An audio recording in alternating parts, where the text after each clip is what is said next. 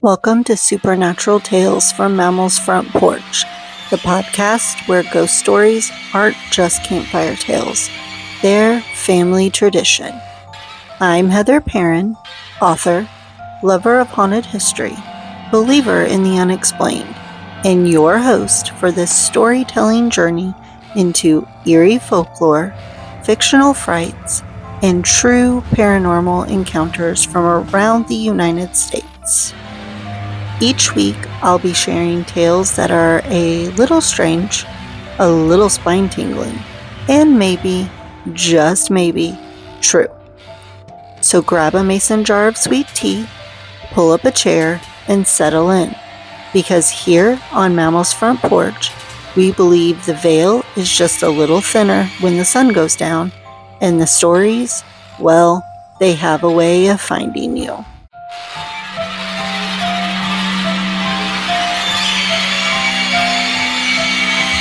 On this episode, we'll venture into a place of stone and sorrow, of high hopes and heartbreak, a place where thousands were born, confined, cared for, or forgotten. We're going to wander the long halls of the Trans Allegheny Lunatic Asylum in Weston, West Virginia. I want you to imagine the cold walls, the echoes, the musty air, and the weight of all the lives that pass through here. Sit back, draw your breath, and let's walk through time together.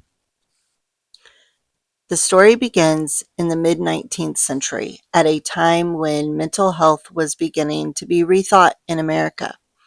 Reformers believed that people with mental illness should be treated humanely, that architecture could heal.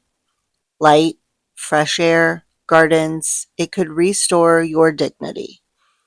That belief is part of what gave birth to what is called the Kirkbride Plan, devised by Dr. Thomas Story Kirkbride.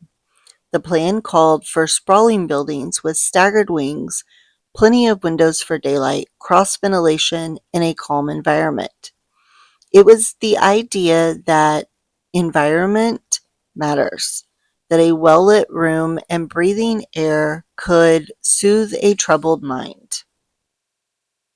In 1858, the Virginia General Assembly approved funds for what would become Trans Allegheny.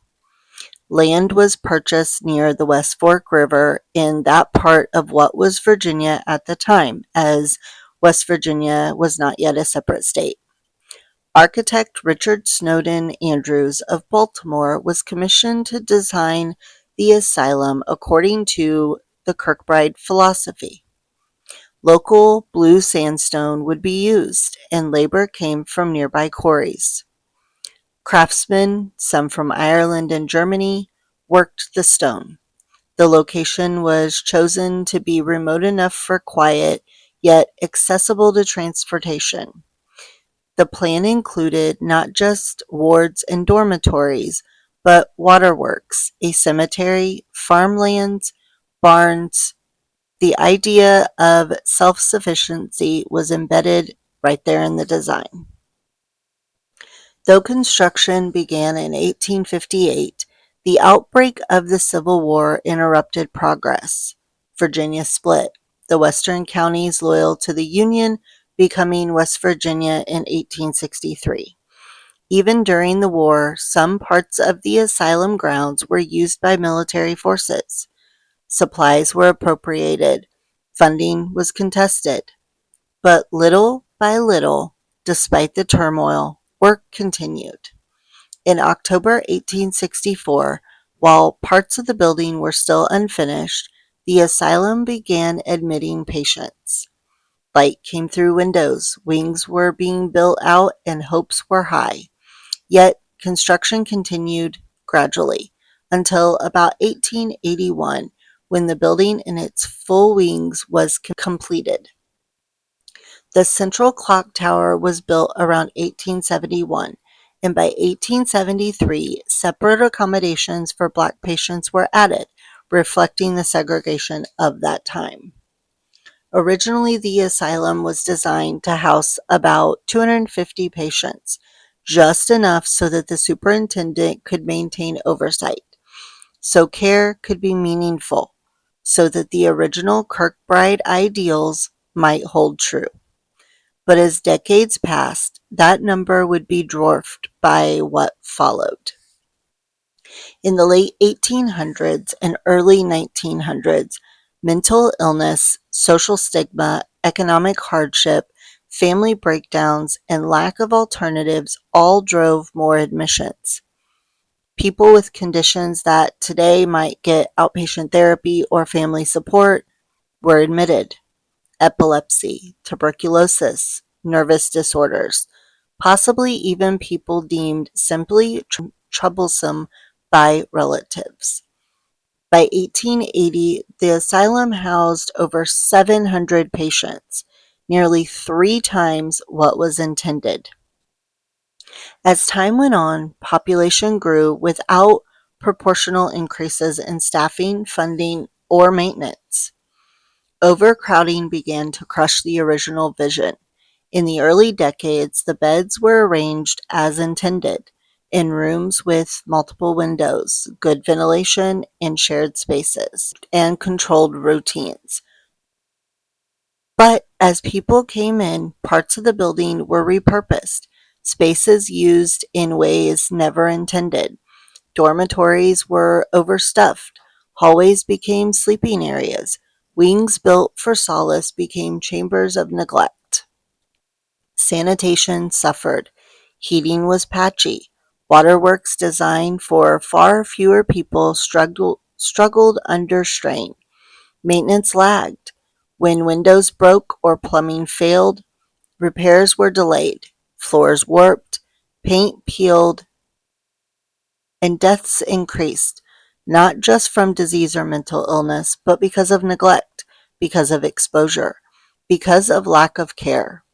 Reports from mid-20th century inspections noted poor heating, poor lighting, insufficient furniture, rampant crowding.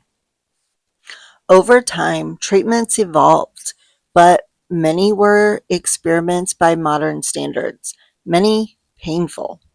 There were periods where shock therapy, insulin coma therapy, metrazole treatments, all were used. Lobotomies were even performed. These were often believed to be cures or ways to reduce the burdens of mental illness, especially when so many were attended and so few resources remained. But these treatments came at huge costs. Some patients lost their minds even more. Others lost mobility or their personality. In the 1900s, the name changed.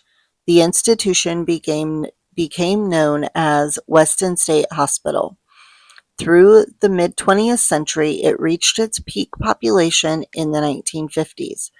Between 2,400 and 2,600 people crowded into buildings meant for far fewer. Wings meant for tranquility were loud, filled with suffering, disease, and despair. Public scrutiny increased. Family members, activists, doctors began questioning the ethics of such overcrowding. As patients were dying, not just in despair, but often unseen and unnamed. By the 1980s, mental health care was changing in America toward smaller institutions, community care, better oversight. Legal pressures forced many such institutions to reform. In 1986, in West Virginia, plans were announced to build a new psychiatric facility and move patients. Some wings saw drastic cuts in population, but the building itself, the stone, the isolation wards, the dark corridors, remained.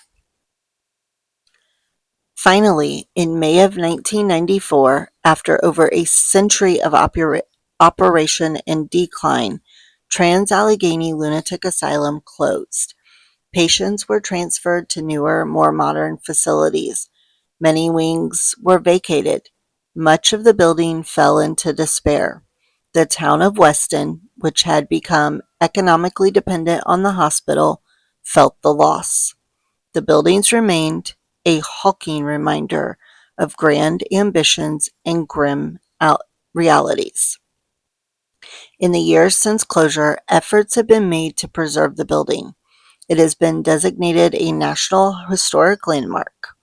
In 2007, it was purchased and began reopening for historical tours, then ghost tours, flashlight tours, overnight paranormal investigations, and more.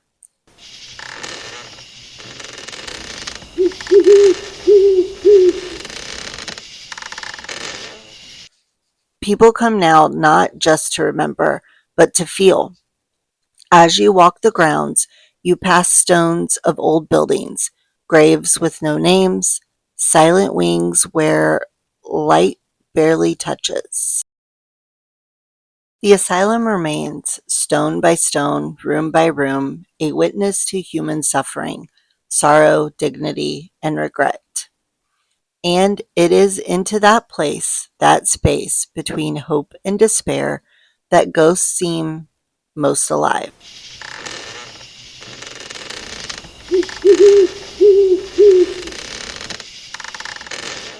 We've walked through the history, the stone halls, the hopes and heartbreaks of the Trans Allegheny Lunatic Asylum. Now we step into the other side, the stories, the experiences, the whispers that lingers in these hallways long after the last patient left.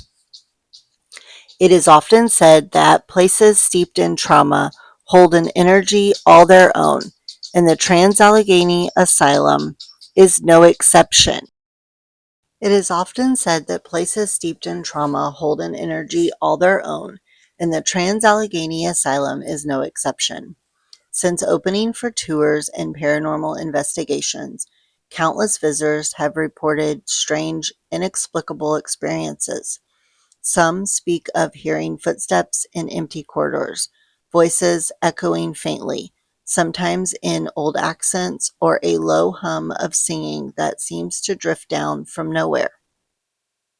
Others claim sudden cold spots, gusts of air in rooms with no windows open, or feeling of being watched, even when standing alone. One of the most frequently reported areas is the former isolation wing. In the early 1900s, patients deemed violent or unmanageable were confined here, often for days at a time, sometimes longer. Today, those same long, narrow hallways echo with whispers, footsteps, and according to some, screams that seem to come from nowhere, yet seem eerily close. Visitors report a chilling sensation, a weight on the chest, almost as if the building itself remembers the fear, the desperation, and the loneliness of the people who were once trapped there. Staff and volunteers who work on the property regularly describe doors opening and closing on their own, objects shifting unexpectedly, and the sense of being followed or watched. One longtime guide recounted leading a group through a darkened hallway when they all paused suddenly, hearing what sounded like children giggling, a sound completely out of place in a space where most of the occupants were adults. The guide later checked the building and found no logical source for the sound. Over the years, the asylum has drawn the attention of well-known paranormal investigation teams. Shows like Ghost Hunters, Ghost Adventures, and Haunted Towns have visited, filming episodes or conducting investigations in several wings. Their equipment, EMF meters, thermal cameras, EVP recorders, have frequently picked up anomalies, voices, sounds of footsteps, and sometimes apparitions captured on infrared cameras. One investigation captured a faint, shadowy figure standing at the end of a corridor that seemed to dissolve when investigators approached. Another EVP recorded a whisper of "Help me" in a room previously used for seclusion. These recordings are chilling, not just for the words themselves, but for the way the energy seems to press into the microphone, as if desperate to be heard. Visitors on ghost tours often describe similar experiences. Flashlight tours are particularly popular in the fall, and many participants report the sudden feeling of being touched by invisible hands or the air around them suddenly dropping several degrees. Some claim to see figures at the edge of their vision, figures in old-fashioned clothing, doctors, nurses, patients, or fleeting shadows darting across the walls.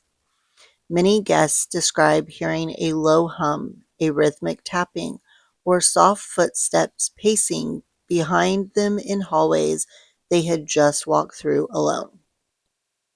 Some of the more dramatic stories involve residual hauntings, a term used to describe events that seem tied to memories of strong emotional experiences rather than conscious spirits.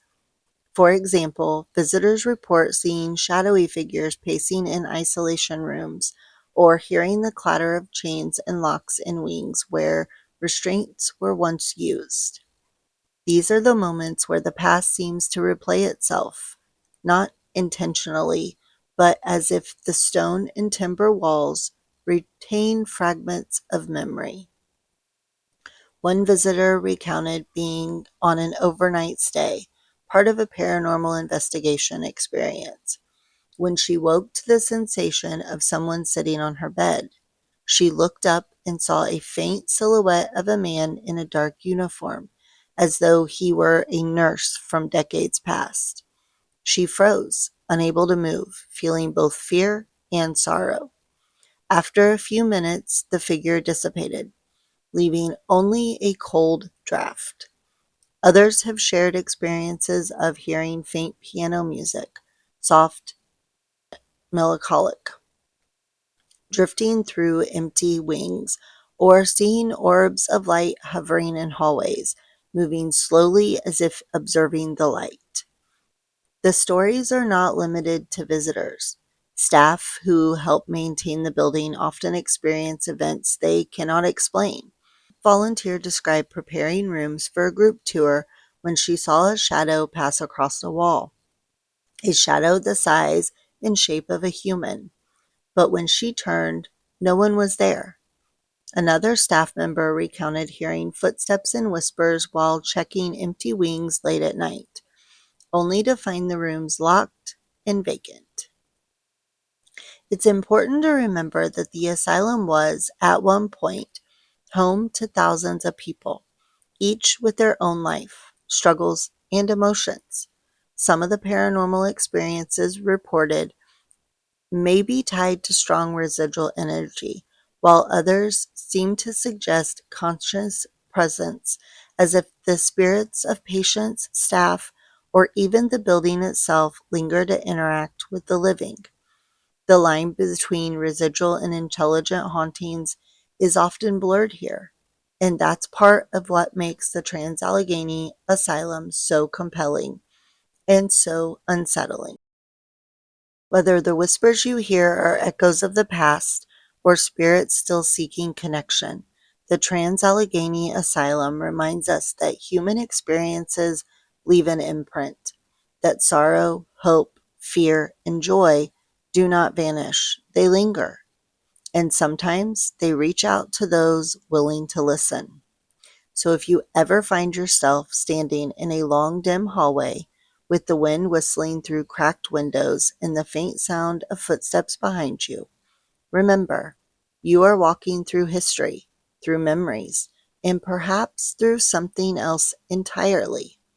Whether you call them spirits, echoes, or energy, the stories are real, the experiences are real, and the building still holds the weight of every soul that ever passed through it. And that, my friends, is the Trans Allegheny Lunatic Asylum, a place of hope, despair, history, and lingering presence, a place that continues to teach, to remind, and to haunt.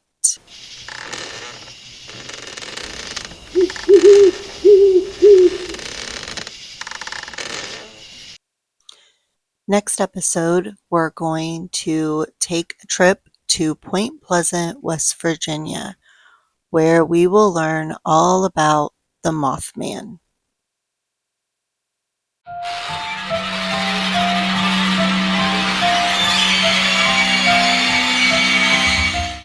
Until then, thank you for spending time on the porch with me. If you liked today's episode, be sure to follow the show, leave a review, and tell a friend who loves a good spooky story. You can also find me on Facebook at Supernatural Tales from Mammal's Front Porch for more updates, behind-the-scenes fun, and the occasional eerie extra. And if you'd like to support the podcast and get access to bonus content, sneak peeks, and more, come visit me over on Patreon. I'd love to have you join me on the front porch. All of these things will be linked in the show notes. This has been Supernatural Tales from Mammal's Front Porch, and I'm your host, Heather. Keep your porch light on. You never know who or what might stop by.